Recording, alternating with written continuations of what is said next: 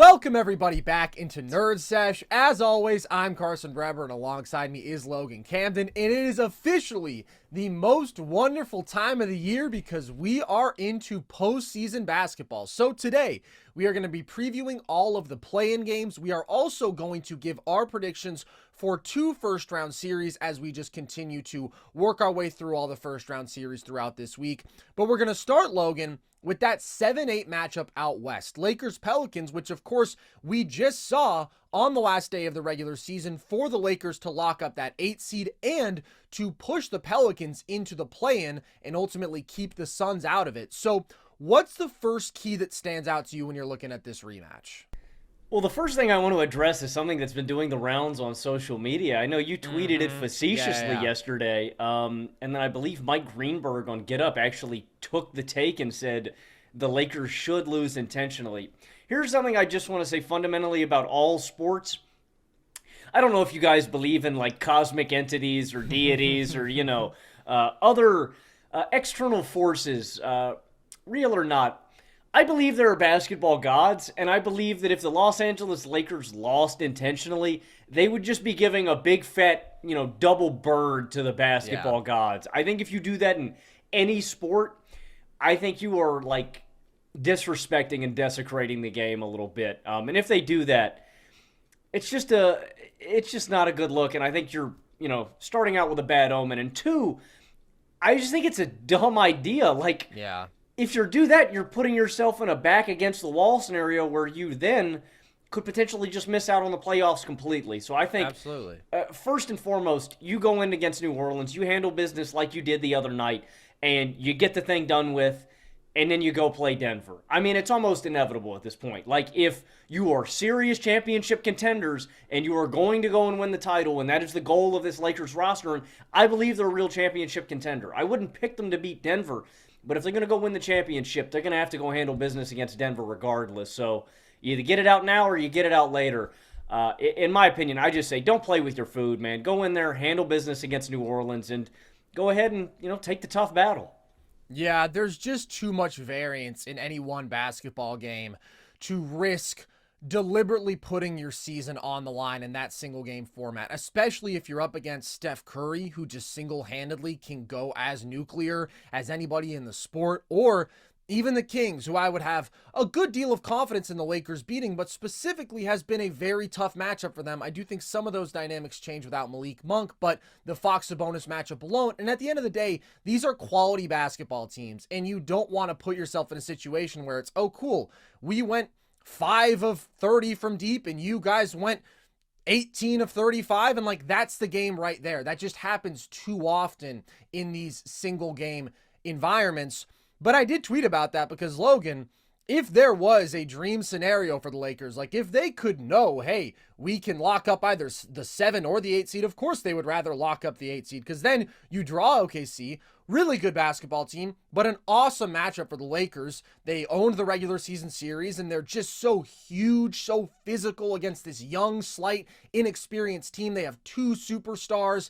That's a really bad matchup for OKC. And then second round, if you draw the Mavs or the Clippers, like those are really good basketball teams, but the Lakers would have a very real chance against either one of them. Whereas the Nuggets are not only just clearly the best team out west, they have particularly had the Lakers number over and over again over these last couple years. So I did tweet about that. I was mostly joking. I didn't expect it to then be like the hot take on the sports morning shows the next day. Can't really say I'm surprised, but you just can't mess with the basketball gods like that. But more so, you cannot mess with the legitimate probability of just missing the playoffs outright because you got cute and you let it come down to one game where anything can happen. 100%, man. I completely agree. And on that, I mean, we did just see both of these teams play. And I think, I don't know, man. The Lakers engaged are just a scary basketball team. Yeah. And, I know the Pelicans have their own flaws. Like, this is a good defensive basketball team. They win games on the back of athleticism, physicality, defense, and then offensively. I did think Brandon Ingram looked really good in his return for stretches there. Zion's going to have to be more impactful in an individual game format. But the Lakers just... against, when their backs are against the wall, when they have needed games and have been like completely locked, this just looks like a different team, especially when LeBron can exert this level of control over a basketball game. I mean, from tip-off to the end of the game, it was LeBron saying, all right, man, I'm going to dissect you. I am going to get into the teeth of the defense. I'm going to collapse everybody. I'm going to get all the attention on me, and I'm going to find my guys. I mean, he dominated that basketball game, 28, 17, and 11. And that's kind of a big theme, I think, for these playoffs, not just these individual games, but the playoffs as a whole.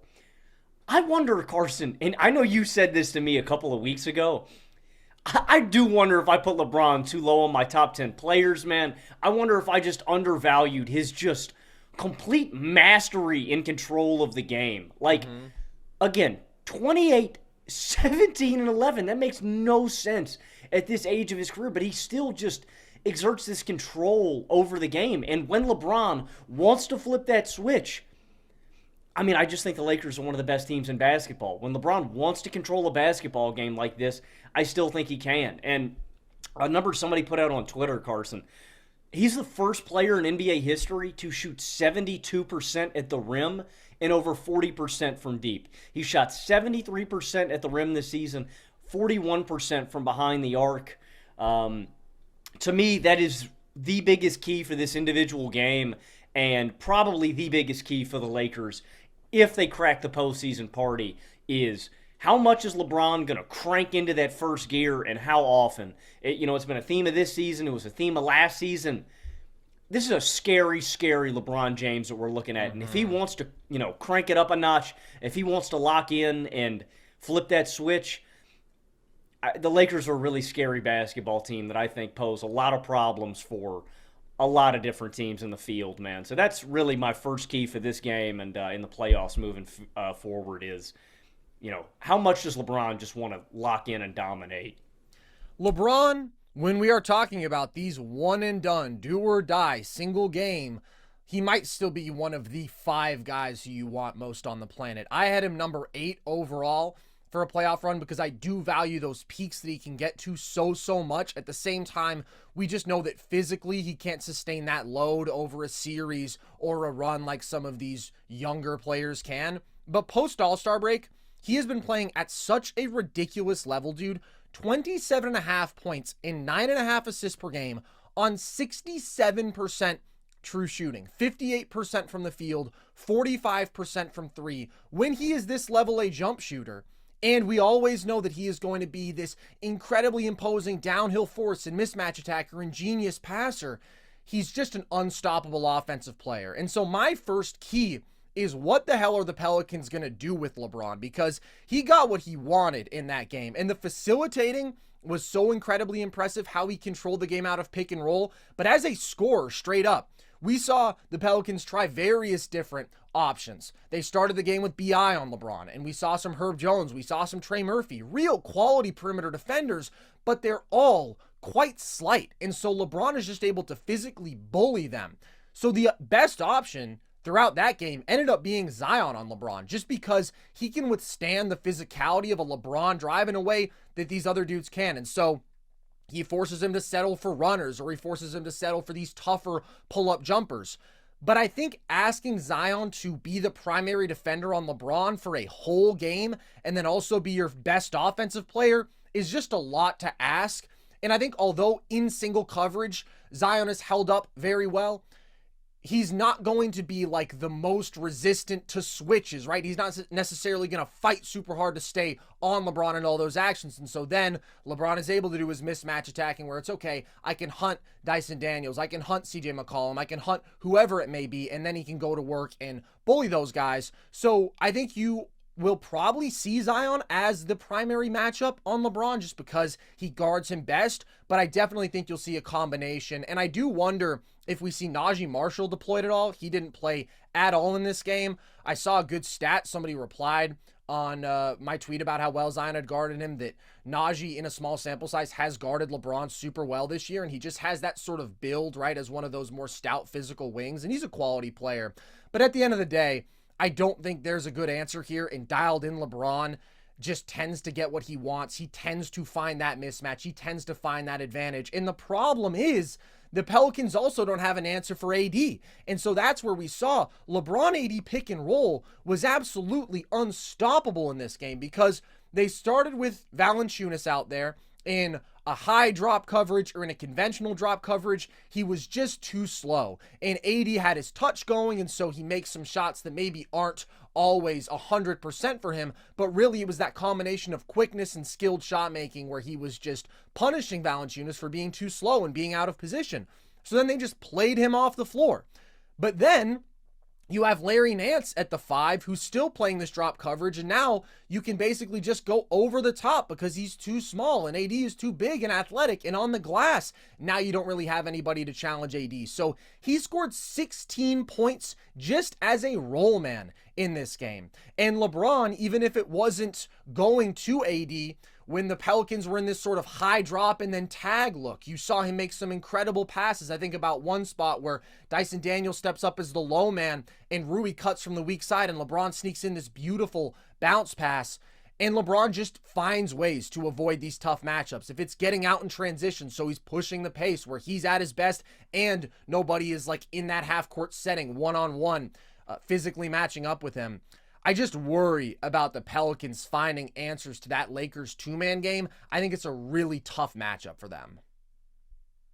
And the fact that, I mean, they tried to double LeBron a bunch of scenarios too in this game where, I mean, it just opens up. He's one of the greatest playmakers ever, man. You can't do that to LeBron. If you're leaving somebody open, I mean, he's going to find him. It was, I don't know, man. I just haven't seen the Lakers, like, they've looked so good locked in during this stretch, man, that it's just, they're just going to be hard to stop. Like, defensively, too, the way they were turning, they played really hard. And I just wish we could get this Lakers team every night, man. They pushed the hell out of the tempo. They got out on the break. Like, they just looked unstoppable. And I don't really think New Orleans has an answer. And it would be a different dynamic if the Pelicans had more, like, just raw offensive punch, you know, where I just think they could generate points at a really high clip, but that's not how the Pelicans play games. You know what I mean? In a way, I feel like to beat LA, New Orleans would have to out-Lakers the Lakers, and I just don't think they can play that brand of basketball. You know what I mean? These are two really physical teams that win on defense and then convert those points into offense. They win defensively first, and when they can't stop the Lakers at all, even in the half court, it just kind of ruins the Pelicans' formula, right? I think to a game, I don't know, about a month ago or so against Boston, right? They slowed Boston down in the first half. They generated a ton of points by getting out in transition and playing defensive, hard-nosed basketball. They made Boston play their style.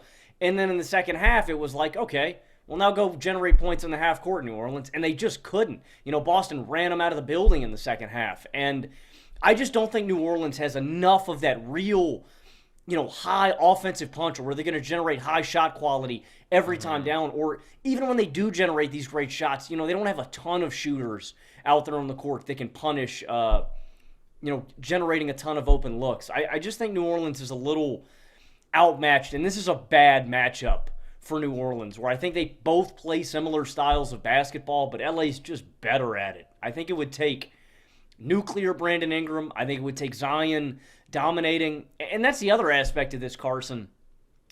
I think LA has one of the best punches against Zion Williamson, you know, of any team in the league. They have the best kind of combination of defenders. They got a lot of size. They got one of the best interior defenders in all of basketball. They got LeBron, too, on the perimeter. You know, I believe Zion only scores 12 points in this game. It's just it's a big ask, man. And I think that's probably my other key is Zion's going to have to figure out a way to carry this offense against a really stout defensive matchup. And I just think that LA just really matches up against New Orleans well. I agree with everything you just said, man. You talk about how the Pels would kind of have to out-Lakers the Lakers. Like, that is their identity, right? They are this team with a big physical front court. They have two dudes who can just bully a vast majority of modern NBA matchups with Zion and Valanciunas. They're a heavy points in the paint team. Friend of the show, Jason Timpf, tweeted out this pretty unbelievable stat.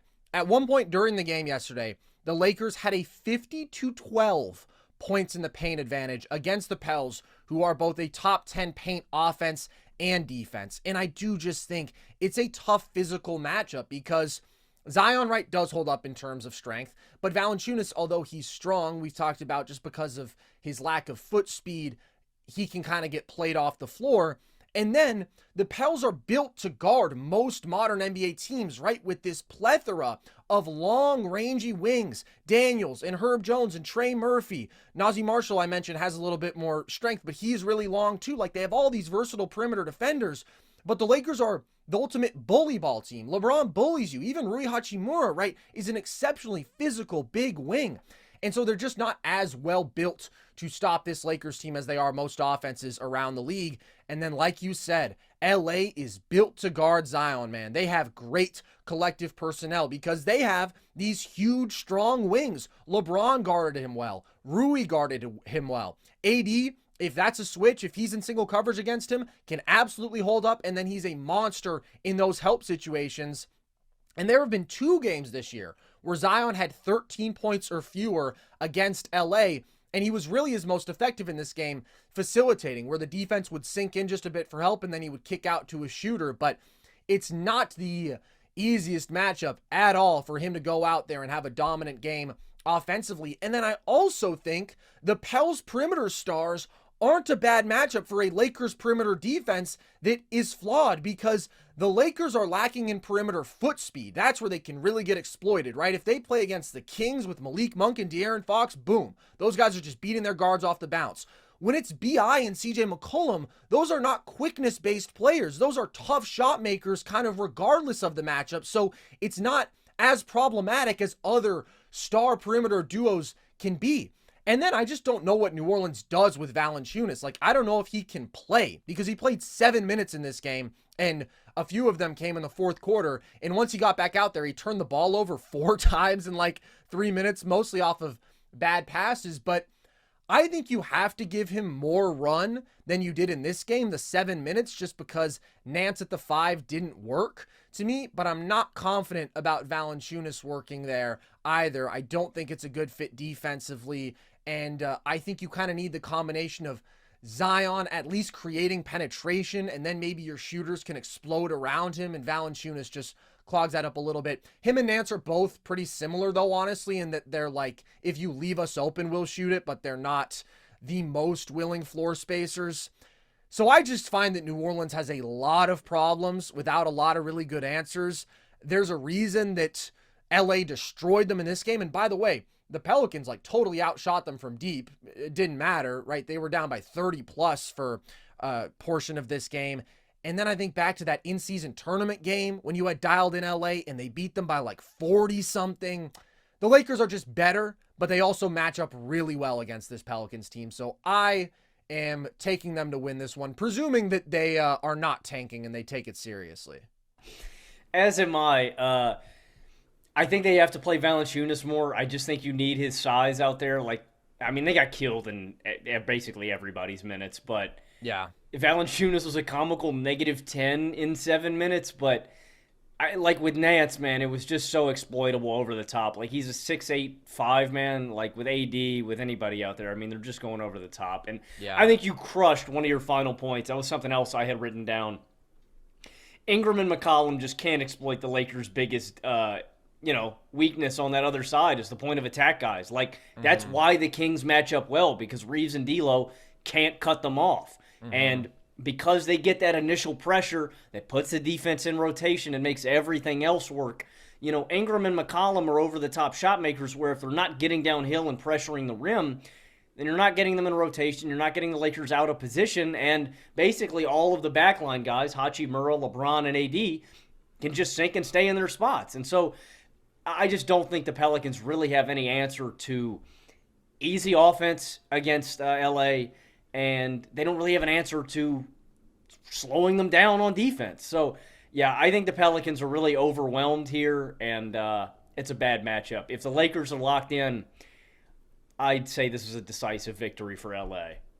Lakers are scary, man. Lakers are scary. They're playing some real good basketball, and that offense is clicking like it arguably hasn't in the LeBron AD era. Like, if you want to talk about that 2020 title team, I'll definitely hear it, but the aggregate skill in the backcourt is certainly on a different level. Like, you had better versions of LeBron and AD that year, but the supporting cast, no question, is better offensively. Well, especially, I mean, in this recent stretch too, dude, with LeBron really taking on more of the lead guy, ball in his hands more. Yeah.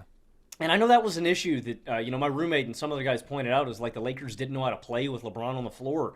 Dude, you've got guys backdoor cutting. You've got D'Lo doing give and goes, heading to the rack, man. Like, they're just playing better ball. Like, the Lakers they just look like a different team. And they're playing, with LeBron as the center guy finally again. Lakers are scary, man. I don't care what their record says. Oh, man, it's that LA bias. I don't care, man. The Lakers are scary. They are. They sure are. Now, the 9-10 matchup, Logan, is also really fun, really exciting. We are just blessed with the play-in in the West this year. Of course, because it was a phenomenal year for the conference. Like, we're talking about all 46-plus win teams here, right? Warriors-Kings. They've played 4 times this year. They split the season series. 3 of the 4 games were decided by 1 point, Logan. So it's been incredibly competitive. And we know they went 7, of course, in last year's playoffs. What's the first key that stands out to you in this matchup? The first key is really, to me, just how the Kings generate consistent offense in this game. And I know that's kind of a weird key for Sacramento, right? Because that's their identity. Sacramento is this run-and-gun team where they're just going to go out and fill up and get buckets all game long. Without Malik Monk, I really am concerned about this team consistently generating easy offense, right? We saw 7 games of this series last year, and so we got a really good gauge of how these teams match up against each other. I think the Warriors are a better team than last year, and now that the Kings are without Malik Monk and Kevin Huerter, it's just a tough matchup, man, and the Kings' offense has just been worse without Malik. This season, they averaged 117.4 points per game with Malik. They averaged 110.6 without him. Like, they lost a little punch. I know that's only 7 points, but that's a big difference without Malik. That's a big difference. The Warriors are also just a hotter team. The Warriors have won 10 of their last 12. The Kings have lost 5 of their last 7. So the Warriors are healthier. They've got more playoff experience, and I just think they know how to play the Kings too, man. Like, I think we're going to see them dropping on Sabonis. They're going to try to get him to score. That's Sabonis' real weakness. And, I think Fox is going to get what he wants. If Fox goes superhuman, this could be just a superstar showdown. Who plays better? Is it Fox or is it Stephen Curry? I don't know if anybody can hold Fox on the perimeter. I mean, Fox got what he wanted last year. And if his jumper was on, it was like, all right, good luck, Golden State. To me, that's probably the biggest key, is the superstar showdown. Do we get superhuman Steph Curry? Do we not? Do we get superhuman De'Aaron Fox? Do we not? Is Fox's pull-up jump shooting hidden? Is Steph's pull-up jump shooting hidden? I think those are really big determinants. But I think the Kings are really hampered without Malik, and he is such a good release valve. Last season, when the Kings' offense got clogged up, it was just, we're just going to run pick and roll to death, and Fox and Malik are going to get down to the teeth of the defense. They're either going to get a layup at the rim, or they're going to kick it out to a shooter, and that worked really easily. But there's just a much larger burden on Fox's shoulders without having Kevin Huerter to space the floor, without having Malik Monk to take some of that pressure off of him and get downhill and do their thing. So it's an obvious point that you can make for any superstar matchup, but I really think the biggest key for this one is what kind of Fox and what kind of Curry do we get in this game? These are 2 teams that are headed in basically complete opposite directions. There's kind of been nobody hotter than the Warriors and nobody colder than the Kings. You mentioned Dubs have won 10 of their last 12. Kings are just 3-6 since Malik got hurt. And so that is just a factor, period, point blank. The Dubs have looked like the much better basketball team as of late. But you also mentioned the Sabonis matchup. And I think that is a bit problematic for Sacramento because, first of all, Draymond is like the guy who will most flagrantly just not guard him out to the perimeter. Will literally just leave him out there and say, okay, beat us with your jump shooting. And Sabonis has to prove that he can hold them accountable for doing that. And I know that he's been more efficient from 3 this year, but it's small sample size. Mid-range, he still really hasn't been very good. And then in terms of Sabonis' ability to score out of the post, using brute force, which is like his primary weapon, right? He's not the most skilled post scorer. What he does is lower his shoulder and hit you with an elbow, right? He's an incredibly physical post player. That doesn't work nearly as well against low center of gravity, crazy strong, absolute dog pest Draymond Green. And so that's a problematic matchup. I also think this is probably going to be more of a Kevon Looney game. We have seen him play less and less and less throughout the year because TJD is just better. He's better at this stage in their respective careers. But the ways to counter Sabonis, this ground-bound but very physical big, are with strength and with physicality and with keeping him off the glass as well. And Looney was amazing at those things in the series last year. Absolutely ate him alive on the glass. And again, is just a more stout, physically mature defender than a TJD. So I think the Dubs have pretty good answers for Sabonis in that respect. And then the other interesting dynamic to me when we look at the other side of the ball is how do the Kings try to counter Steph Curry? Because he has owned them over these last couple years. Last 2 regular seasons combined, he's dropping 32 points per game on 73% true shooting against Sacramento. In the playoffs, it was one of the best series of his career. He gave them 34 a night on 63% true shooting. They are one of the defenses that struggles more to keep him from getting penetration. You think about that game 7 last year where he scored I want to say it was basically a career high playoff points in the paint when he had 50 in that game. And in the last matchup this regular season, they had a lot of trouble keeping track of him off ball. And I think that maybe the most interesting question is just who do they guard him with? Because they turned to Keegan Murray primarily in the late stretch of that last game, who guards him pretty well on ball. Like, Steph's a little bit quicker, but it's not necessarily an overwhelming advantage. And then Keegan is just their best perimeter defender, and he's big and he's long, so he can affect some of those Steph pull-up jumpers. But he had a bit of a hard time navigating some of those off-ball screens because he's just not quite as quick there. And also, right, he's bigger. It's easier to catch him up with some of those screens. So Steph was able to spring open for a good amount of quality looks off-ball.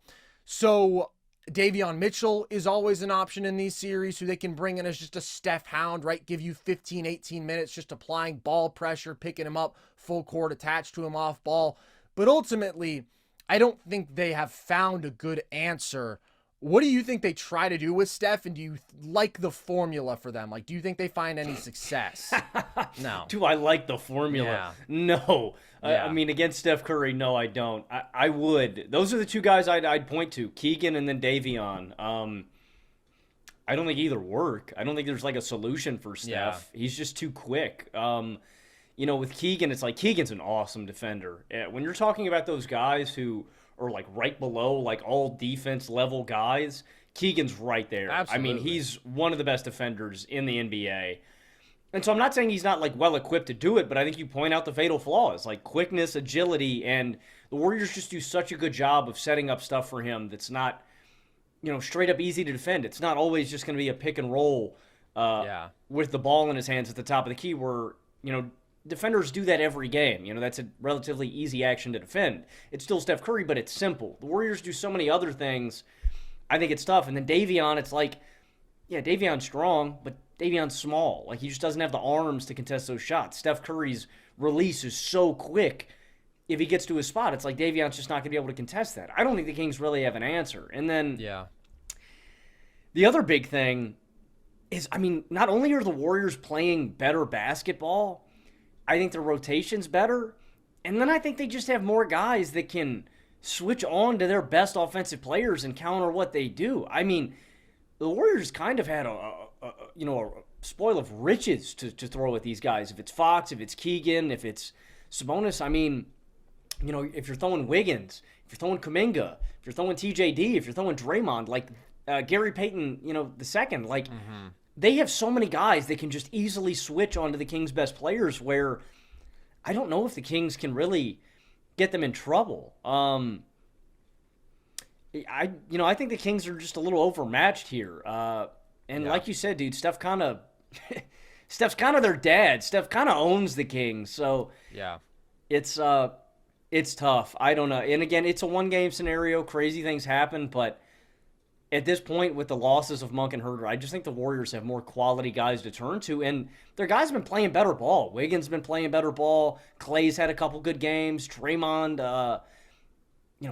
been playing better. Like, guys are just rounding into form, and it feels like, not like old Warriors where I think they're going to go on a title run or something, but, they're playing good Warriors ball, which is terrifying. I agree. They do just have more quality players. They have more options. Their depth has been a clear strength of the roster all year, but also that bench has just gotten shorter and shorter for the Kings, obviously, with the loss of two key rotation players.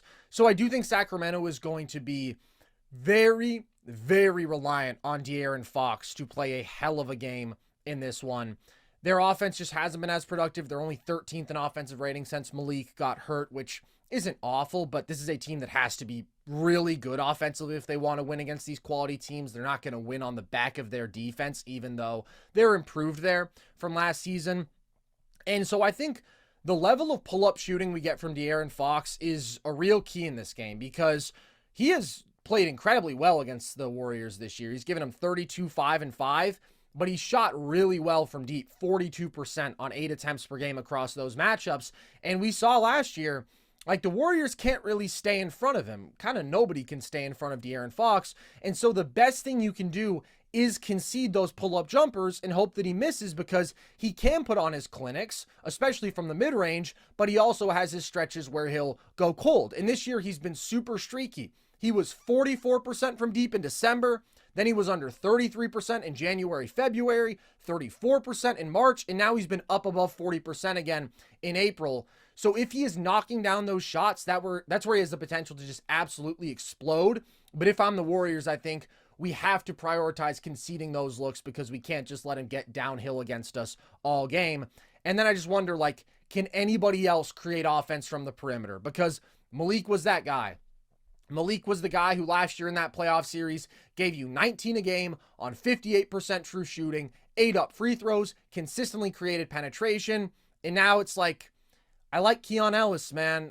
Keon Ellis is not doing what Malik Monk did. And so it does just feel like the Warriors are the better team with more talent, considering the Kings' absences, playing better basketball right now. And I do like some of these key matchups. I also think, especially if Keegan is guarding Steph, the Warriors athletes have a real chance to shine, because we saw stretches last year where if you get a mismatch where it's Draymond or it's Wiggins on one of these Kings guards and they're aggressive and physical, that's problematic. Same thing obviously goes for Kuminga, who is kind of the rare Warrior who hasn't been playing his best basketball as of late. He's been a little bit out of rhythm working his way back from that injury, but he has the opportunity to definitely attack some mismatches in this game. And the Kings do not have a lot of rim protection because it's Sabonis holding things down there. So Wiggins has played really well against them. Kuminga, I think, again, can attack there. So I just see more advantages for the Warriors. They're playing much better. So I'm picking them in this one. I'm also going to take the Warriors, but I'm glad you mentioned Keon Ellis. To me, he's the guy that's got to step up. And it's a lot to ask. It's a lot to ask. This guy was G League, start of the year. They called him up. He's been playing great. I want to give a big shout out to Keon. Like, he's shooting over 40% from behind the arc, post All-Star break. He's been giving the Kings really solid minutes, but it's a lot to ask a slight frame guard who has to play that above his means. You know what I mean? You're asking this kid to probably put up a 20-piece and knock down 4 or 5 threes from behind the arc, get downhill and create rim pressure, create shots for his teammates. Like, Keon's been playing really good ball, but you're just asking him to play so far above his means. And then, he's also slighter than Malik and Herter, too. Like, he's twitchy, he's fast, but I believe he's like, 6'3", $170. He's taller than that, but he's very slight, yeah. Yeah, he is a slight guy. Keon's going to have to play the game of his life, I think. And I think Fox is just going to have to be drilling pull-up jumpers. It's just a lot to ask for the Kings. So we're aligned here. I'm also going to take the Warriors to win this game.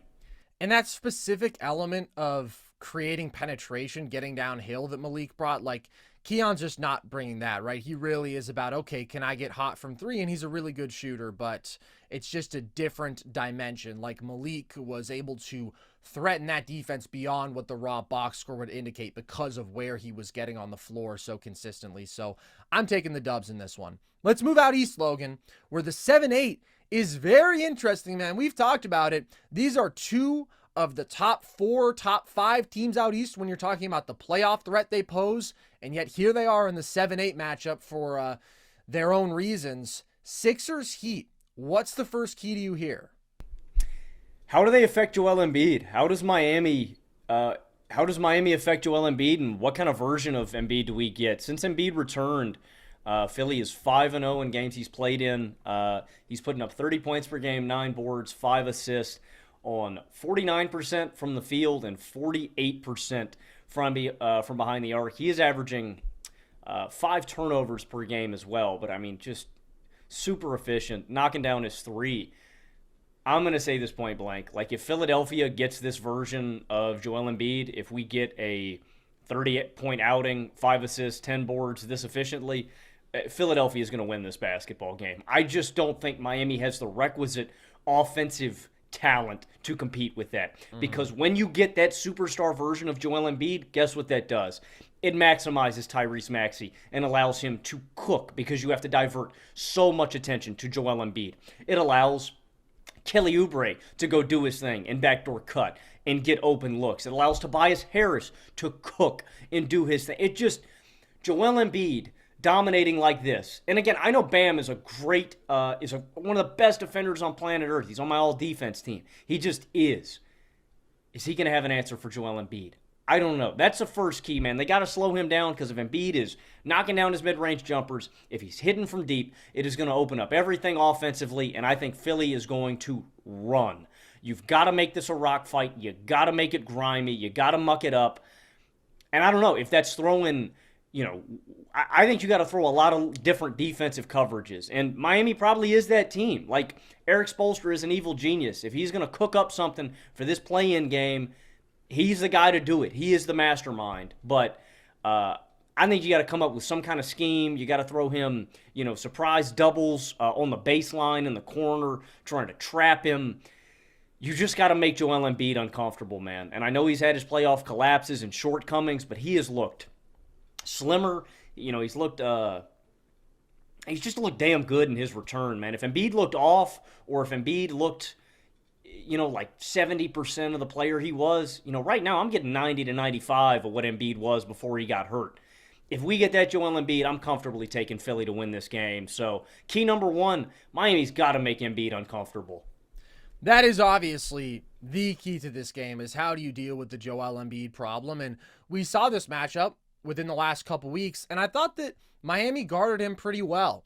Bam is an interesting matchup because Embiid does have this pretty significant size and strength advantage, but it's a different dynamic where Jokic will basically just go back to the basket, right, and kind of bully Bam and then get to these little touch shots, which we know he's super efficient with.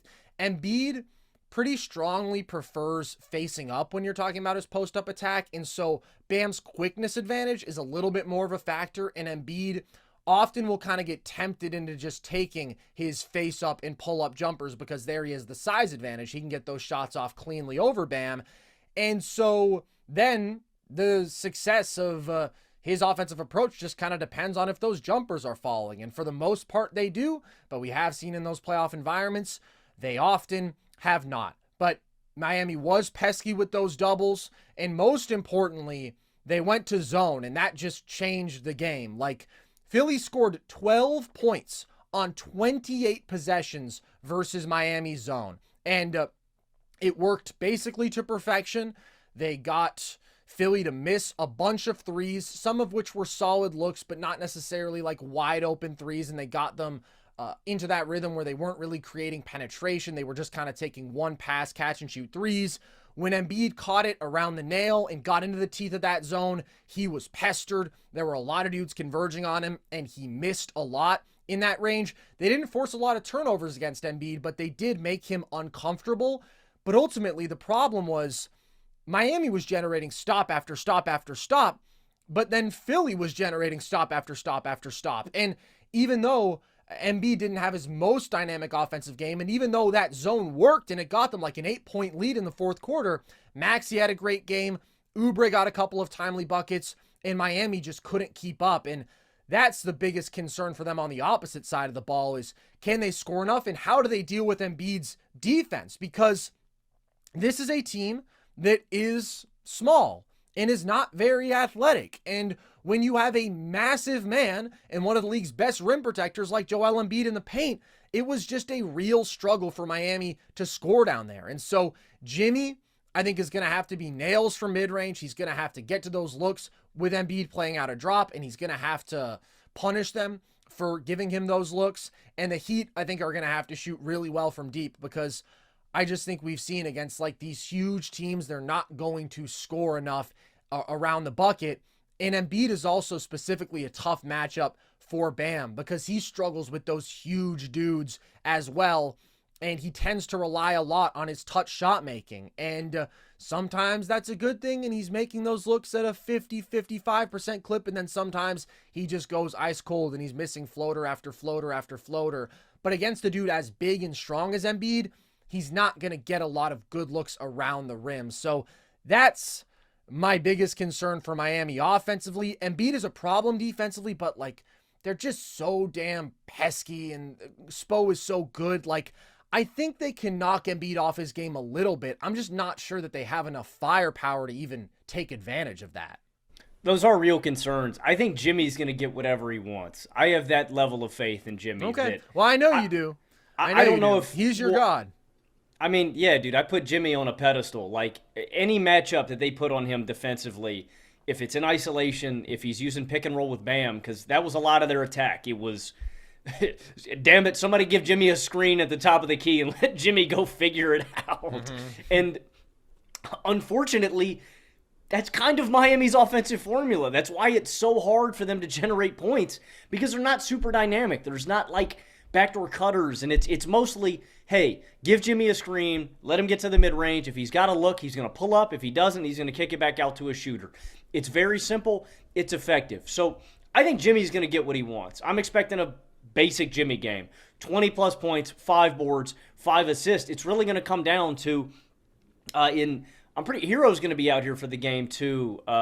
Rozier's going to be out there. Like, they got to have flamethrower shooting performances. But I'm really glad that you brought up Philly's length, because I think it is problematic. A lot of their looks, like, they just have guys with long wingspans that fundamentally, even if Jimmy's getting into the teeth of the defense and collapsing them a little bit, Philly has so many long defenders that I don't know if it really matters, you know, him generating these shots. Like, if he's going up against a bunch of small guards, well, he's creating real advantages because they can't close out fast enough to contest those shots. But you've got Oubre, you've got Tobias Harris, you've got Batum, you've got Tyrese Maxey.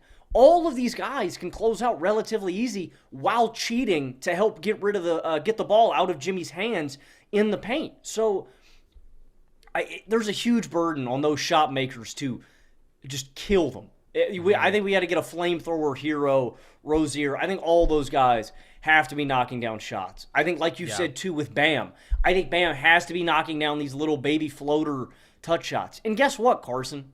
In this hypothetical scenario where all these things go right for Miami, I think it's still a tight game. Mm-hmm. That's what sucks, is because if all these things go right, if Miami is knocking down every three, if Jimmy's getting into the teeth of the defense and hitting his mid-range shots, and Bam is hitting his mid-range shots, and Miami is slowing down Philly on the other end, it's like, all right, Miami's got a 5-point lead at the end of the game. You know, I mean, Philly's going to be right there within striking distance. But you have Miami above Philly on your contender rankings. By one. I mean, it's very marginal. And the but reason you're talking that is, about Philly like they're the clearly stronger team, and Miami's fighting uphill here. I mean, if Embiid puts up a 30-piece, yeah, they're going to win. You know what I mean? Like, that's kind of the thing. But I do think Miami can slow them down enough. That's my thing. I'm going to take Philly in this game. It's a one-game format. I think they've got the best player on the court. I'm taking Philly because I just think they match up really well against Miami.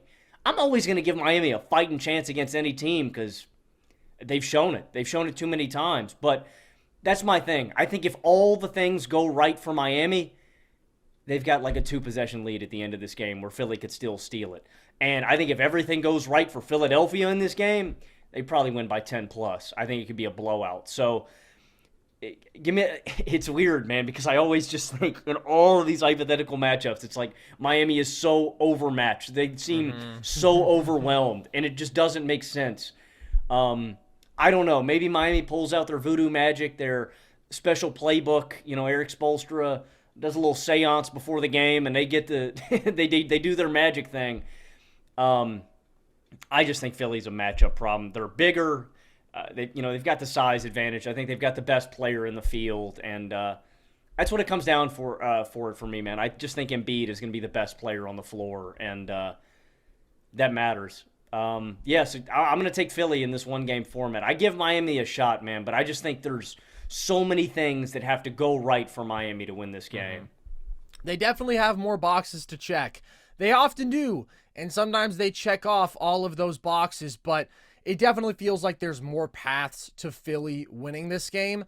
I absolutely believe Miami can make this ugly and will make this game ugly and will make Embiid work. But Philly just has more offensive pop. They have the best player on the floor by a good margin. And there's a real world in which they have the two best offensive players on the floor. Jimmy, I know you love him, Logan. I know you believe in him eternally, but who has more offensive explosions as of late? It's Tyrese Maxey, right? If he's knocking down all his pull-up threes, good night, he can drop 50 on you. He's done it 3 times this year.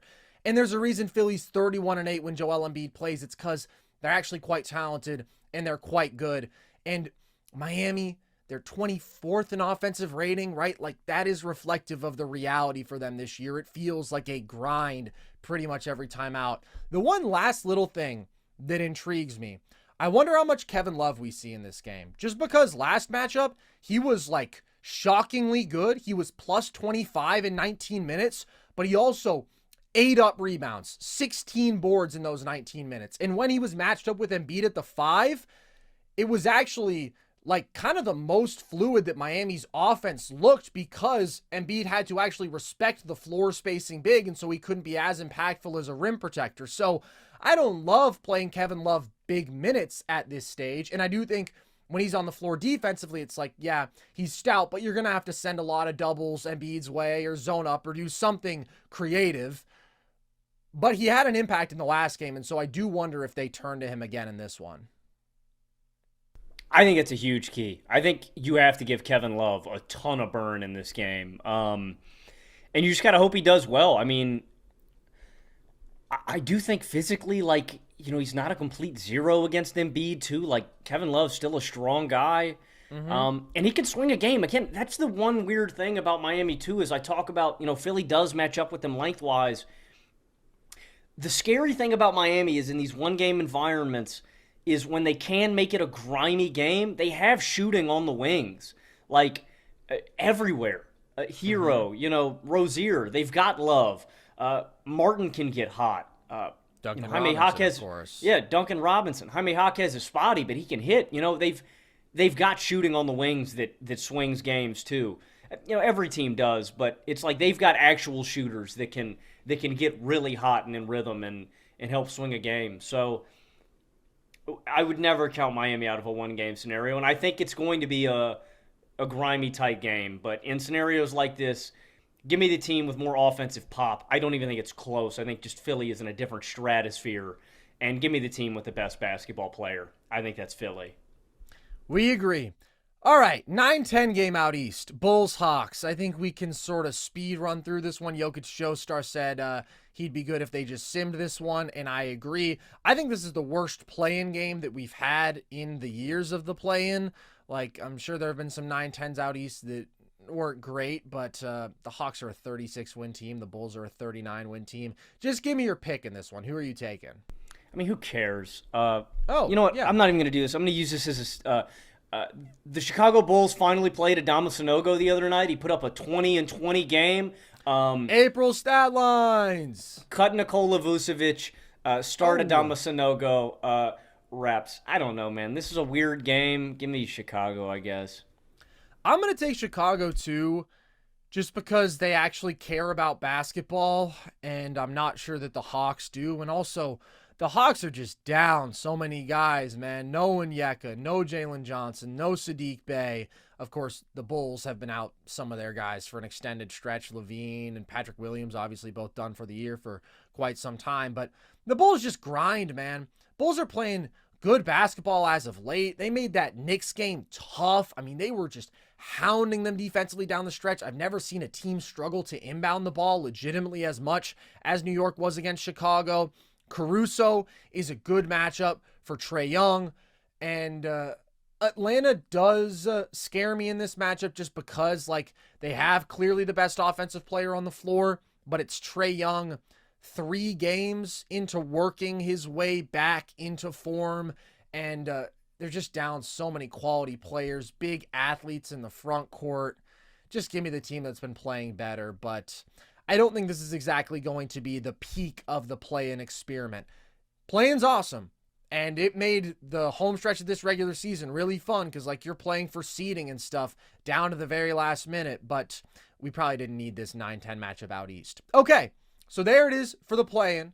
The NBA season is in full swing, and when I can't get enough of the action on the court, I spice things up by betting on DraftKings Sportsbook, an official sports betting partner of the NBA. And right now, new customers bet $5 and get $150 instantly in bonus bets. And North Carolina listeners, don't forget, DraftKings Sportsbook is now live in your state. Download the DraftKings Sportsbook app now and use code NERDS. New customers can bet $5 to get $150 instantly in bonus bets. Only at DraftKings Sportsbook with code NERDS. The crown is yours. Now let's talk about the playoffs themselves, Logan. We're going to preview 2 series, starting with the one that was set in stone first and is probably the most exciting first-round matchup, or at least the one that we know for sure is going to happen at this stage. Clippers-Mavs. We talked about this one on Jason's show, Hoops Tonight. You guys can go back and listen to that conversation we had, or you can just stick around and hear what we have to say here. What's your first key to this series, Logan? My first key is very simple. It's just how do the Clippers match up with one of the best offensive players on the planet? It's very simple, but Luka Doncic just creates easy offense so effortlessly. I mean, the one thing that I'm really focused on is, one, the different combinations that they throw at him. Jason mentioned this on his show, and I think it's the inevitable conclusion that we're going to reach in this series is it's going to be Kawhi Leonard most likely on Luka Doncic, or it's going to be Paul George. Like, they just have to step up and lock him down. And I think physically they can match up with him, but there's no really taking away a guy that has so many counters and so many things in his bag. And especially, too, man, when the Mavs just have Luka standing at 35 feet away from the basket, they give him a high pick and roll, and it's like, go figure it out, defense. Good luck. Like, once that guy sets the screen, if it's Lively or Gafford, they are then effectively running full speed to the hoop, where your center has to fully drop back. We've created space between Luka and the wing guy. Luka's going to get to the elbow. He's either going to pull the shot, your help side guy is going to drop. He's going to kick it out to the shooter in the corner. He's going to have a wide open 3. Or your center stepped up on Luka and he throws a lob over the top. That action creates such easy offense for Dallas because Luka is the man. And it's just going to be a nightmare. Like, you got to figure out how to deal with that. And how to slow down Luka, man. Luka 8 on every team this year. We know his stat line, but specifically against the Clippers this year, he put up 34 points per game, 6 boards a night, 7 assists a night on 52, 32, 74 splits. They threw everybody at him. That's actually a rough showing for Luka. Those are below the averages. If Luka Doncic did that, his averages would go down. Literally, his averages would go down. If Carson Breber lost in Trivia Gauntlet, his averages would go down, man. True. They put Kawhi on him. They put PJ on him. They put Big Zoo on him. They put Terrence Mann on him. They put Russ on him. It didn't matter. Luka 8 on everybody. So, again, to state the obvious, the first key, how the hell do you slow down Luka Doncic? Can Kawhi or Paul George really affect this guy at all and wear him down? I mean, that's the one thing I think maybe we have seen a little bit in series, Carson. Like, do you think that what do you think about, like, Luka's conditioning? Like, do you think the Clippers can really wear him down, like, in a 6-7 game series where he's got Kyrie to lean on this year. Do you think they can tire him out over the length of an entire series? Do you think they can get him tired to the point where maybe he has a off game 5, off game 6, just because he's so worn down from having such an offensive burden on his shoulders? I think Luka is one of those dudes who is just built to carry an exceptional offensive load. I mean, he's one of the highest usage players in league history, and he's done that year after year after year, and we've seen him consistently hold up at a pretty incredible level throughout these playoff series. The one thing I would say is, if you want to try to target him defensively, make him work on that end as much as possible. Like, that's a way to put even more of a burden on him. But in terms of carrying that load offensively, he's just kind of built for it. He's going to control the pace to the exact tempo that he wants. He is built for these physical environments. The guy's a tank. And he really is like one of the most exceptionally difficult offensive players to take away, just because there's so many different actions out of which he is entirely dominant, and so many different ways in which he is entirely dominant at this stage in his career, right? He, out of pick and roll, as you mentioned, gets to the paint at will, and then he's an unbelievable touch shot maker, shoots like 55% on floaters, and can make every pass, lob passes, skip passes. He's just phenomenal. And now he's the best as a three-point shooter he's ever been. So in isolation, he can bully most defenders and get into the lane, or he can kill you with those step backs. He can attack mismatches out of the post, all the while being able to pick you apart with whatever necessary pass. Like, the man is just effectively unstoppable. So sometimes when a player is of that caliber, the best thing you can do is just force the ball out of their hands. And generally, I don't think that's the best thing you can do, because basically allowing any offense to just play 4-on-3 is a very perilous game. But I am leaning more and more towards the idea that the Clippers should mix in a heavy mix of traps and blitzes on Luka here and force the Mavs to beat them with their spot-up shooting. The Mavs average 1.1 points per possession on all Luka pick and rolls. That's an exceptional number. When teams have trapped him, though, that number drops to just 0.89. So that is a huge difference in terms of the offensive efficiency. And that's not a Luka thing. Like we've seen in recent years, the Mavs have actually become more efficient when you trap Luka, which is the case for a lot of great offensive players, because they make the right decisions and they put their teammates in positions to attack with a full 4-on-3 advantage.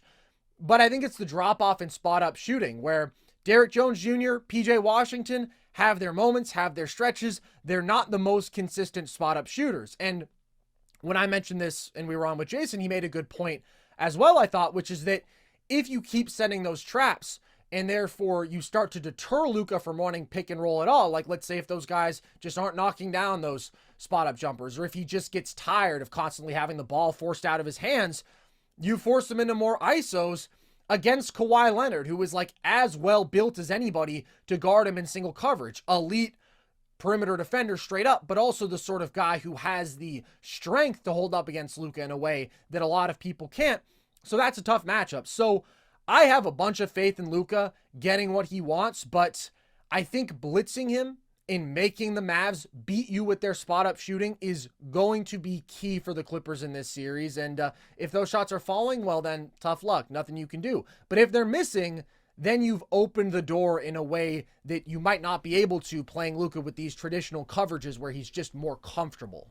Yeah, and you know what? That's a good point. Like, the Clippers might get burnt a couple of games, but that's the key, right? You're playing the percentages, and that might be the best avenue to steal enough games, because that's a goal, man. You're not trying. Obviously, you're trying to win every game, but it's like ideally, you just need 4, and if you can have enough of those off shooting nights from PJ, from Derrick Jones Jr., who aren't the most reliable shooters, you open something up, and you're taking him away. That being said, Luka finally does have one of the best co-stars of his career in Kyrie Irving, which opens up a different dynamic where you also got to slow him down. Kyrie is, the perfect, partner in crime for anybody on offense. Another interesting aspect on the other side of the ball is how dominant Dallas's defense has been since getting Gafford in Washington. They're the number 1 defense over the last 15 games. They've got a sub-110 defensive rating with Daniel Gafford and P.J. Washington. And I think they've got a good pair of wings to throw at PG and Kawhi. I like P.J. Washington. I like Derrick Jones Jr. I think Kawhi and PG are going to get whatever they want. I just have that faith in them as offensive players. If Kawhi is healthy, playoff Kawhi is a different animal. He is a different beast. I think he's going to get where he wants. I think he's going to do his thing. I think Dallas provides a good deterrent, but it's Kawhi and Paul George. And Paul George has been on a heater. He has been playing some of the best ball of his career. So those guys are going to eat. Then I turn to the next next four guys that I really think are going to swing the series. What do we get out of Norman Powell, Russell Westbrook, and James Harden? I think those guys are crucial offensive factors in swinging the series for LA. I think they need red-hot shooting from behind the arc alongside Kawhi and PG. And then I just think they need Russ and Harden to pull their weight. And those are two really big swing factors for me. They're just variables. I honestly, Carson, at this point in the season, I think I might have more faith in Russell Westbrook pulling his weight and doing his job more than James Harden. Harden. I'm very out on Harden. I've mentioned this on every show, and I've read these numbers on every show we've done mentioning this series and the Clippers. James Harden's been horrible. I mean, 16% top of the key, 33% on wing threes, 31% on the corner, 27% on catch and shoot attempts, 21% on open threes, and 31% on wide open threes. If you're getting that James Harden, I think he's unplayable. I think he's a negative defensively, and then I think you're getting a guy who is a zero offensively. And sure, Harden can set the table. There's a different level, man. When you are that much of a non-factor scoring the basketball, it's like, why am I putting you on the court? Man, I might turn to Bones Highland in that situation. Oh, my God. I don't want Bones Highland minutes, man. But if James Harden is doing that for you offensively, why are you even out there? He's got to pull his weight, man. And I know he's going to be matched up against a lesser defender because that's just his role now. He's the third guy instead of being the number one or the number two guy. But Harden's been horrible. And if this is the version that we get out of him, I'm that much more confident in Dallas pulling out the series. Like I said, Kawhi and PG are going to do their thing. But to me, it's about Powell hitting his open threes. It's about Russ doing his thing. And it's about Harden hitting open looks. Again, I will reiterate, Harden is shooting 21% on open threes, 31% on wide open threes, and 27% off the catch. Like, that's just a horrible off-ball player, along with a guy who's lost a ton as an on-ball creator. He doesn't explode. He doesn't get downhill anymore. He does not create rim pressure. He does not create advantages. He stands there and goes, yeah, I'll shoot this. I'll shoot this pull-up three. I'll shoot this step-back three. He's got one shot in his bag, man. And so, because of the attention that Luka demands, like, here's the thing, like, because Luka creates such high shot quality for his teammates may not be as offensively talented as the Clippers' depth, but he's going to create wide open looks for those guys all game long. If it's Green, if it's Exum, if it's Washington, if it's Derrick Jones Jr., if it's Kleba, whoever, those guys are going to get great shot quality and great looks. Kawhi and PG don't create those kind of advantages. Like, Harden is still going to have to create some of those shots for himself, and he's going to have to hit the open looks, which he hasn't been doing. So, I may like the Clippers' offensive punch and their depth more, but they've got a lot more weight on their shoulders, where the Mavericks' role players, their roles are really simplified. That's the beauty of playing with a Luka Doncic, of playing with a Nikola Jokic. Your role becomes so simplified where you got to defend really well and you got to hit open shots. And I just think that the Mavericks role players are just more well equipped to do that than the Clippers. I may like the name brand of the Clippers' depth a little more, but I trust the Mavericks role players to just do their jobs more. I prefer the Mavs offensive formula, and it does start with Luka. He's just one of those absolutely ridiculous players who is so great as both a scorer and playmaker that he gets you a good shot no matter what. And when I propose that the best strategy is probably to trap and blitz him as much as possible, it's like the battle's kind of been lost at that point because it's really hard to guard 4-on-3. Like, that's the reality. That is just saying, man, this guy is so damn good that we would rather allow you play offense with an extra man than just let him go to work on us. And then Kyrie has been playing at such a great level as of late. Over his last 10 games, 27.5 points per game on 66% true shooting. So I think the Mavs offensive formula is fantastic. And even though I think the Clippers defense has sucked for a couple months, they are pretty well equipped to guard the Mavs because they have good perimeter defenders. I think those perimeter defenders mostly just haven't cared because they're in their early mid-30s, and they had already locked up a top 4 seed in the playoffs, and it's not abnormal to have some fatigue at that stretch of the season. Now, they do have to dial back in pretty quickly here, and I don't think they're the best defense, but I think they're solid there. What's interesting also is the challenge that the Clippers offense presents, though, because Logan, you can diminish James Harden. I know you don't believe in the guy whatsoever. He's been awful as of late. We have still seen stretches of this year where he is a very impactful offensive player because he is so smart as a playmaker. No, don't do that. Don't do that. We have seen stretches this year that's undeniable where he's an efficient scorer. Carson, are he's you drawing arguing your third perimeter defender, and he's able to torch those guys in isolation?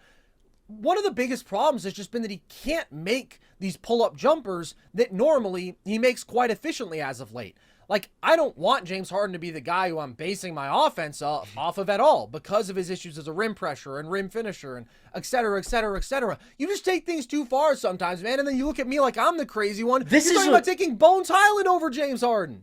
What I'm saying is this is a really big sample size, and it's like shooting is a rhythm thing. When you are in rhythm as a shooter, when you have a good game, I'm not saying it's an 100% thing, but normally when shooters are hitting, you're hitting the next game. Your shot is just dialed in. I am concerned about James Harden. You're talking about him like he's an absolute bum. He kind of is at this point. He's washed. Harden's washed, man. Dude, I think you are understating the potential impact he at least can have in this series. And what I think is interesting then is how do the Mavs get their best combination of defenders on the floor? Because you have two good wing options. PJ, 6'7", 230, 7'3" wingspan, springy athlete, has been defending quite well in Dallas. I think he's a good matchup for Kawhi. Derrick Jones Jr., a little bit slighter, but also very long. I think he's a good matchup for PG. And this is another thing we talked about, Jason. Then how do you handle James Harden? Maybe with your starting five, the primary matchup is Kyrie Irving, which is okay. I think Kyrie would fare all right in that matchup. But there are some other ways to try to go about it. You can try to basically play Zubac off the floor, go small with Kleber at the 5.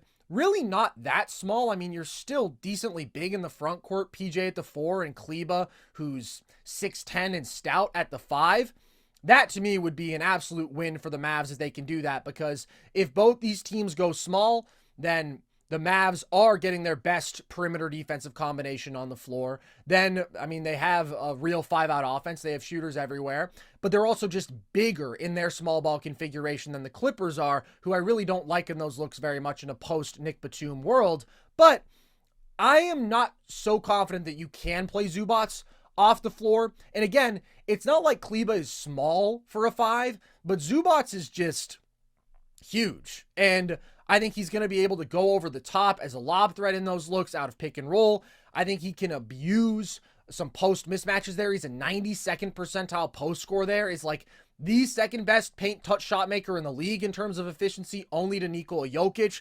I think he presents a problem on the glass there. So if the Mavs can go small, I think that is a winning configuration for them. But if Zubac doesn't allow that to happen, which I think he's probably going to make it tough, I think he is probably going to punish the Mavs with his offense and rebounding. Dante Exum is a very intriguing option, in my opinion, who I wish we had talked about more. And I think he works in various configurations. First of all, he can just be like a Derrick Jones Jr. replacement, because if Derrick Jones Jr. isn't making a shot, well, Exum brings you very similar size and point of attack defense, but then has been a 49% three-point shooter this year. So he's just a guy who I trust more to knock down those open looks. Or if you're looking at these staggered lineups where you have either Luka or Kyrie on the floor, I think he presents an awesome option as like the point of attack defensive guard and spot up shooter alongside them. So then no matter what, I mean, in that case, if it's Exum and PJ and Derrick Jones Jr., if you do have to match up with the Clippers' big three, you have good options to guard all of them. So I feel like Dallas has the personnel to guard the Clippers. They've been the better defense as of late. I feel like they have the more unstoppable offensive formula with their two stars. I mean, a top 3 player on the planet and a guy who's been playing like a top 15 player in Kyrie. That's just so dependable. And I have more questions about the Clippers. James Harden, big old question mark. Is Kawhi Leonard healthy? Because healthy Kawhi in the playoffs is a bona fide damn near unstoppable superstar. Since 2020, or since 2019, he's 30 points per game on 63% true shooting in the playoffs. He could be the best player on the floor. All due respect to Luka, Kawhi is that great, especially when you consider his defensive impact. He could still be the best player on the floor. But we just don't know if he's going to be healthy. This is a concerning time for him to be dealing with injury. And I've said this a few times now, but last year, you get Kawhi for 2 games against the Suns. He's kicking everybody's ass. He's outplaying KD. He's outplaying Book. All you get is 2 games. Bye-bye Clippers playoff chances. So the Mavs have been humming, man. If you take out these last 2 games where they haven't played anybody, they're 21-7 since the Gafford and PJ Washington trades. They're 4th in offensive rating, 6th in defensive rating. They've been so much better as a rebounding team, so much more athletically capable in the front court.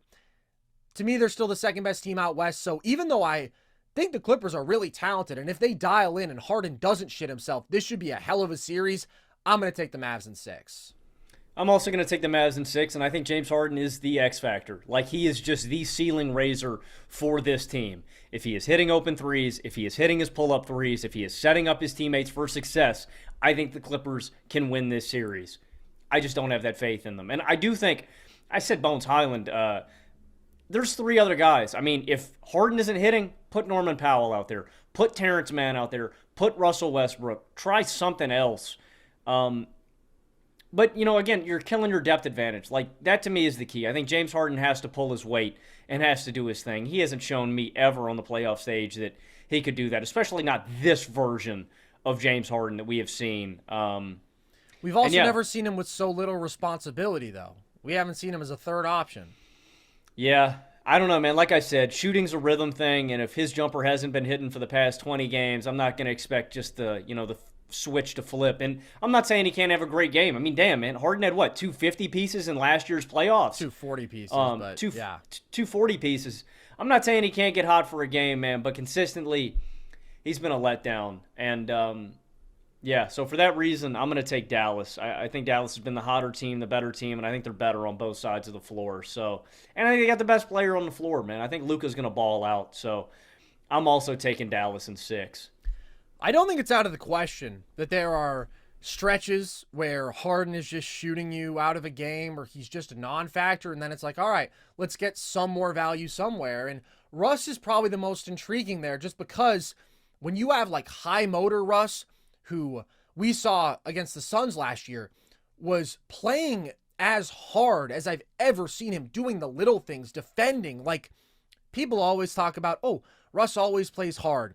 And I think there is generally a conflation between this guy is super athletic, so he kind of has to be going with the ball in his hands, pushing the tempo. Like, it looks like that guy is quote-unquote playing hard, but if you're not moving without the ball, if you're not defending hard, then you're not actually playing hard. And that's been the case for Russ for a vast majority of his career. But last year in the playoffs, we got a Russ who was playing hard. And just because of his athleticism, his ability to pressure the rim and play make, like, I can definitely imagine that there's a game where you'd rather close with him than Harden. I'm not optimistic about Harden. I am not optimistic. He has been bad. I am just not going to write him off as convincingly as you are and say, oh, he's a non-factor, he's going to suck. There's going to be volatility there. When the pull-up jumper's falling, though, it's like he's a good offensive player. Yeah, and when it's not, he's shooting, pull-up jumpers early in the shot clock, long rebounds, kind of shooting yourself in the foot. And the one thing about Russ, too, man, Russ is a confidence guy. Russ is one of the most rhythm and confidence guys maybe ever. Like, you could see it in his play in L.A., right, where he just crumbled. He was a shell of himself. Washington, in a rhythm, in a flow, the leader of the team, playing good ball. He's got a well-defined role here. I think he believes in himself. I think he's confident. I think he's been in rhythm. If Harden is shitting his pants, I would turn to Russ. I mean, the options aren't great, but I would turn to Russ. Yeah. I like how it's such a real possibility, almost a given, that James Harden is going to shit his pants. That's the verbiage that we've both used. So it's Mavs in 6, accordingly. The other series we're going to talk about today, Logan, is the 4-5 out east. Cavs Magic. The Cavs, with a little bit of Game 82 tanking to get their way into the 4 seed, and some are wondering if the basketball gods will punish them. We talked about this earlier with the Lakers. I don't know. We'll have to see. What's the first key to you in this series, Logan?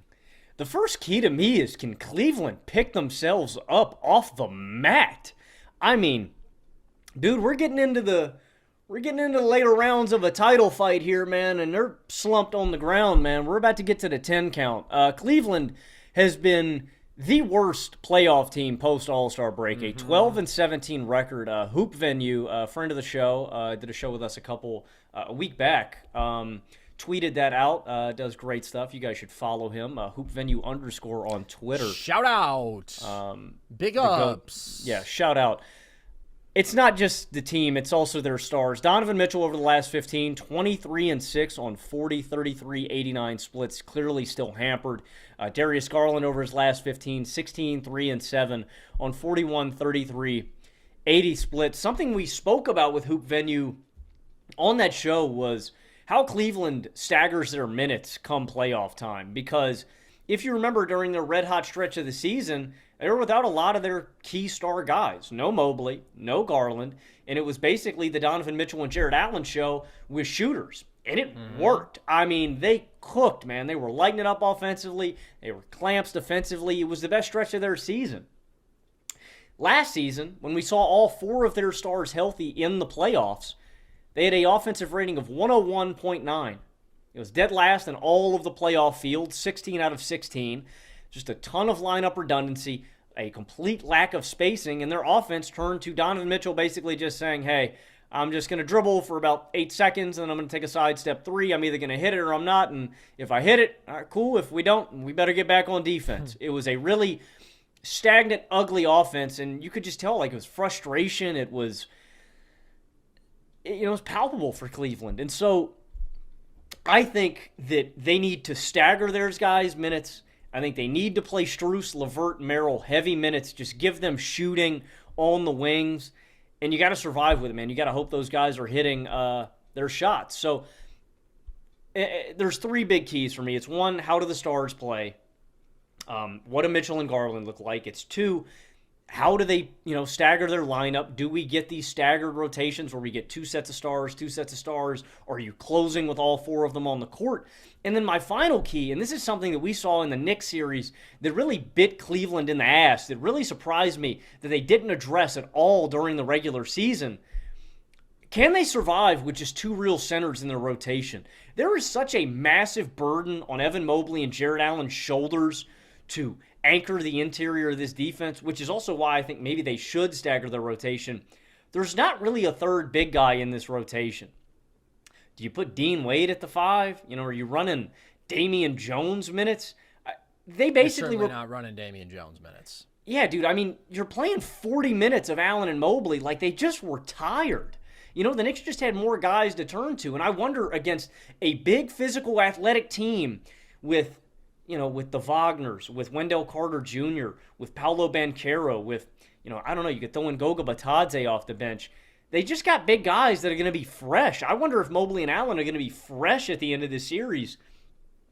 They were just dogged and tired, man, and they don't have a whole lot of 5 depth, so I worry about them. Those are just that's the big key for me, man. What the hell does Cleveland look like, and can they correct course? They have by far looked like the worst playoff team in the field post All-Star break.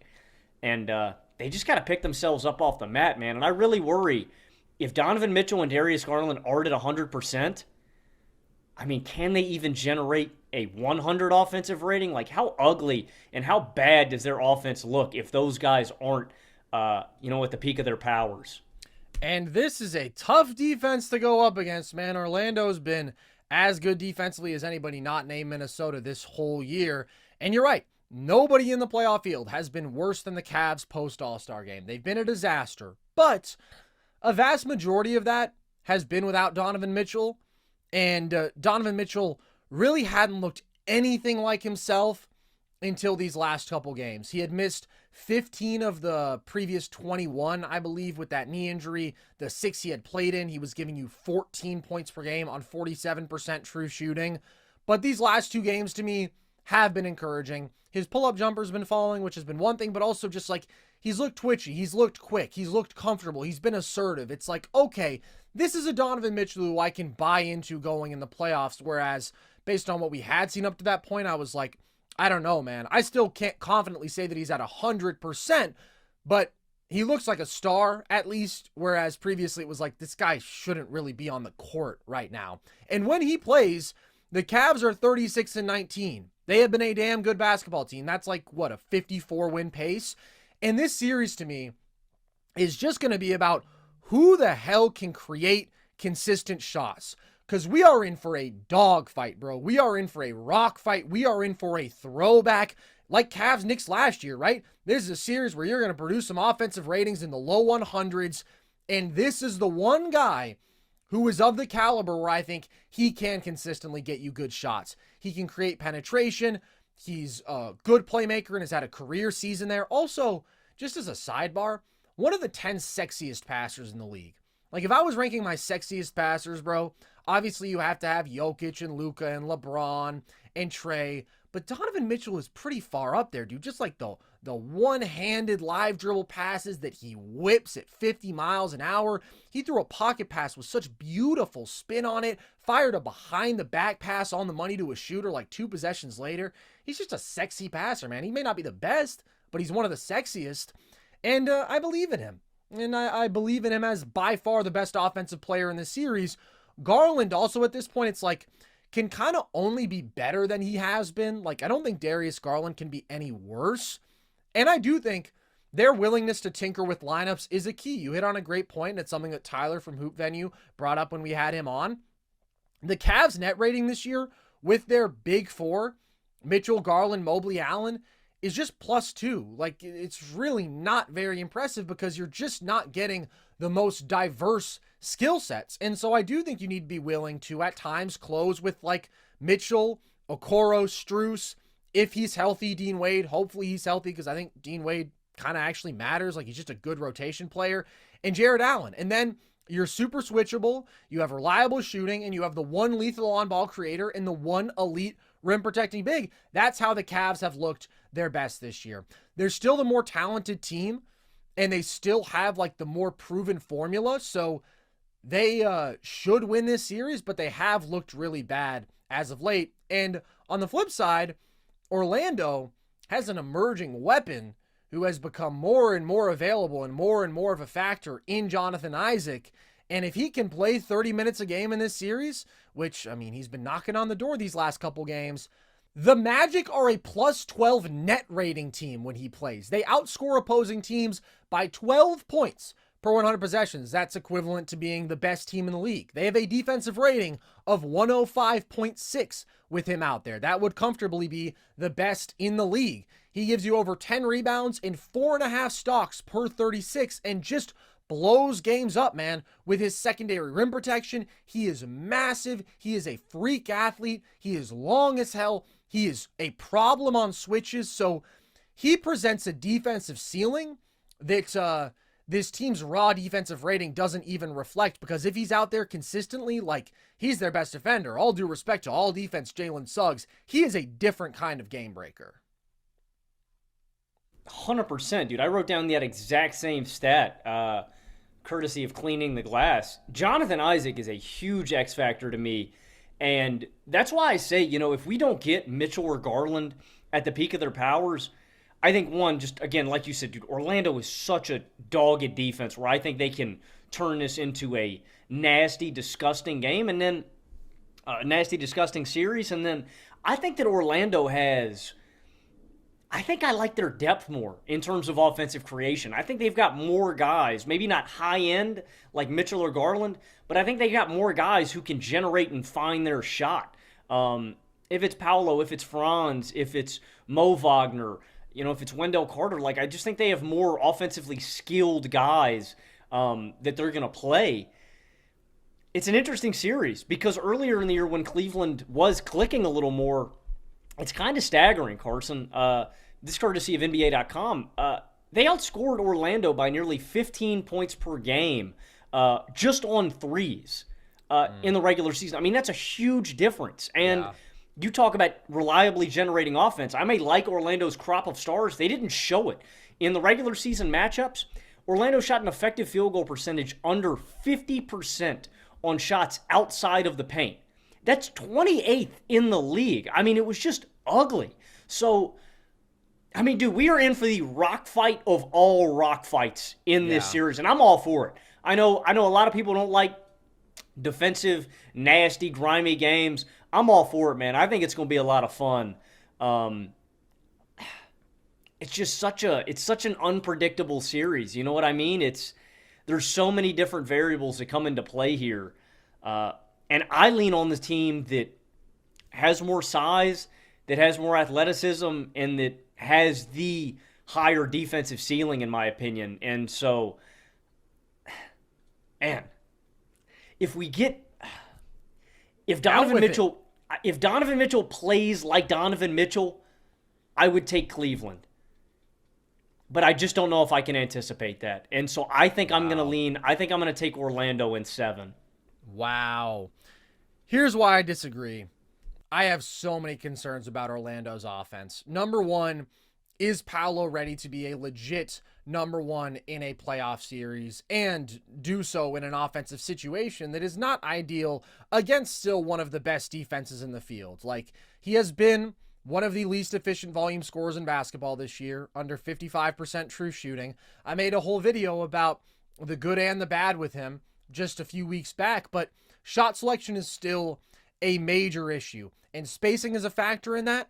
But at the end of the day, he just takes too many tough mid-range pull-up jumpers. He settles too much, and he's not good at those shots. He's 39% inside the paint, outside the restricted area. He's 40% for mid-range. He has a tendency to turn his back to the basket on drives. He has a tendency to settle for these tough turnarounds when he has physical advantages. There was a game just last week. I forget who they were playing, but he had some guard switched on to him. I was watching with my friend, and I said, he's going to shoot a tough turnaround here. And sure enough, that's what he did. Like, he has just not optimized his efficiency, and he has not matured to the basketball player that he's capable of being. Of course he hasn't, because he's in this second year. But people see Paolo and they go, oh my God, look at these traits. Ooh, he's got a little bit of a LeBron movement style to him, and his playmaking is so advanced for his age. And he has these moments of tough shot making, and they want to say, like, he is the guy right now who we are projecting him to be. But he's still a young guy, super inefficient, super inconsistent as a shot maker, and the Cavs are really, really well built to guard him. He had one awesome game against them where he was getting a step, and he was also just like putting on a show in terms of difficult shot making, but he mostly struggled across the other 3 matchups. And I think that they have a number of good options to guard him. Jared Allen, to me, is a really good primary option. In the first matchup, Paolo was beating him a little bit with foot speed, but then from that point forward, Allen just started kind of playing further off him. And Paolo's really not that quick in the half court in terms of just first step. Where he wins as a driver more often is with his physicality. And Allen guards well in space for a big, and you are not going through him. Like, he is super, super strong. And then outside of him, Mobley still brings great size and length, and Paolo's tendency is just to settle, and so Mobley affects those shots. Dean Wade, if he's healthy, has the exact kind of build, right? A strong, big wing, moves well in space. Okoro, a little bit shorter, but athletic, low center of gravity, defensive dog. Even Niang and Strus, you would never want to, like, be the matchup for Paolo. But off a switch, like, those guys are stout. They're not easily moved off their spots, and that's kind of what Paolo has to do to be most effective. So I think it's a tough matchup for a guy who hasn't proven that he's at the place where it's like, yeah, that guy can be your number one in a playoff series and you can win it. And then you look to Franz, and it's like, can he step up? Can he be your best offensive player? And it's possible, but first of all, we know Paolo is going to have the keys in terms of usage. He's just going to be the highest priority. And Franz's shot just hasn't fallen all year. He's been like consistently around 28% from deep. And the Cavs are really well built to guard him too. Like, for a team that is lacking in perimeter shooting, that is going to try to create penetration and do so with like 2 big wings who are not necessarily the quickest, this team with a collection of versatile bigs and big wings, stout wings, it's just like they're built in a lab to guard the Magic. And I think Okoro is probably going to be the primary matchup for Franz. That's tough to me. And outside of that, I just don't think they have enough shot making. Like, scoring in the paint is going to be tough against the Cavs, and they are going to play those gaps aggressively on Paolo and Franz drives and make their lives hard. And they're going to force you to beat them with your spot up shooting. And I just don't think Orlando is proven enough there. And really, the only defensive weakness for Cleveland is at the point of attack with their small guards. And can any Magic guard produce enough offense for that to matter? Who? Cole Anthony? Well, I mean, I think Anthony and Fultz provide an interesting challenge. Just in terms of, I think they can, I think they can get the defense in rotation a little bit. I do think shooting variance is a big swing factor in this series. And there is a chance where if Orlando falls asleep enough during a game and concedes enough shots that Cleveland could just outshoot them from behind the arc. But here's my thing. I think if Cleveland gets this thing done early, 4 or 5 games, I think it favors them, like where if they're red hot shooting. But if this series goes long, I just think Allen and Mobley are going to be worn out at the end of this series, man. I know there's more time between games because it's the first round. I'm just really concerned about them holding up over a long series trying to play 40 minutes a night versus Orlando bigs that are just going to be fresher. And I would lean more on Fultz. I'd lean more on Anthony. And I'd lean on those guys trying to playing Markelle Fultz in this series, man. Shit is going to get clogged up if you're playing Markelle Fultz in this series. I'm just talking about in terms of those guys trying to create penetration at the point of attack against Garland and Mitchell. Those would be the guys that I'm attacking defensively. And Strus, I don't know, man. I'm just wondering, do you really think there's that big of a gap between Cleveland and Orlando's offense? Absolutely. When Donovan Mitchell is himself, absolutely, dude. I think you're underselling how uniquely bad a playoff offense Orlando is. They're 22nd in offensive rating. Only 2 teams in the last decade have won a playoff series ranking that low. I'm not underselling that. I just think that Orlando also really matches up well against Cleveland's offense. Like Suggs at the point of attack. I think both teams are built to guard each other well, for sure. But then give me by far the best shot creator and shot maker on the floor in Donovan Mitchell.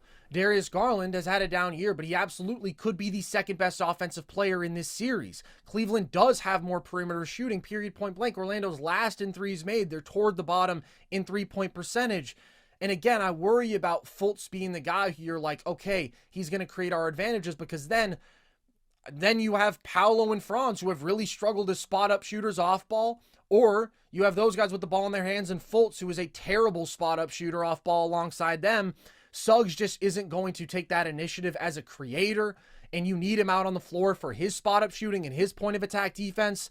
I just don't think this Orlando team is there yet. Cleveland has been playing bad basketball, but the ceiling they have shown is in a different stratosphere. And there is a threshold at which it's okay, you're so good defensively and you're good enough offensively where I think you can grind these series out. Orlando's not there. And it's not because Cleveland's offense is super pretty. It's not because they're one of the better playoff offenses in this field at all. But they certainly have higher highs there, and they have more talent at the end of the day. And that's just what I'm going to bet on. I worry about Orlando just having ugly, ugly games offensively. I think this whole series is going to be really ugly, man. I'm going to take the bigger, more physical team, and I just think Orlando has more quality basketball players that I like, man. I'm going to take Orlando in 7. All right, Cleveland's pretty big, man. Cleveland's pretty freaking big, too. I'm going to take the Cavs in 6. I think these are both elite defenses, but ultimately, in these ugly, grinded-out environments, you got to have that guy who can just get his shot in a series like this. And Paolo, I just don't think is at that level yet. I think he's going to take a lot of tough shots. I think he's going to miss a lot of tough shots. I think he's going to make a lot of good decisions as a passer, but I'm not sure that Orlando has the shooting necessary to consistently hold Cleveland accountable, and he still takes too many tough shots. So we will disagree on that one. We agree on Mavs Clippers. Any final thoughts before we get out of here? I'm just really excited for Cavs Magic. I think it's going to be such a uniquely grimy series. I think it's just going to be a lot of fun. Oh, it's going to be grimy. It's going to be dirty, and you're going to like it, pal. That's exactly your speed. But before that, we do have the play-in, so we will be back Wednesday morning. We'll react to what we see Tuesday night in the Western Conference play-in, and then we will preview a couple more full playoff series. If you enjoyed this show, as always, there is more Nerd Sesh content on our YouTube channel, our full shows. We'll do breakout clips with all these series previews. We have our video essays where we go super in-depth on specific topics. You can follow us across social, TikTok, Instagram, at Nerd Sesh, Twitter at Nerd_Sesh if you want to see clips from the show and if you want to stay dialed into all of our trivia content. You can, of course, listen to the podcast across all audio platforms. And if you want the hat that Logan is wearing, that very hat right off of his head, you can buy that at thevolume.com. And you can join our Discord at the link at our link tree across our social media bios. Matt Spawnhour is in there. And Logan, some final words. We have been issued a challenge by the Stay Hot podcast. 3 silly little boys speaking into their microphones, thinking they can say whatever they want and get away with it. They said they'd make a better musical than us. And just know that that story is not over. That's all I'll say at this time. That story is not over. So, with that, as always, appreciate you guys. I've been Carson Brabber. I have been Logan Camden. And this was Nerd Sesh.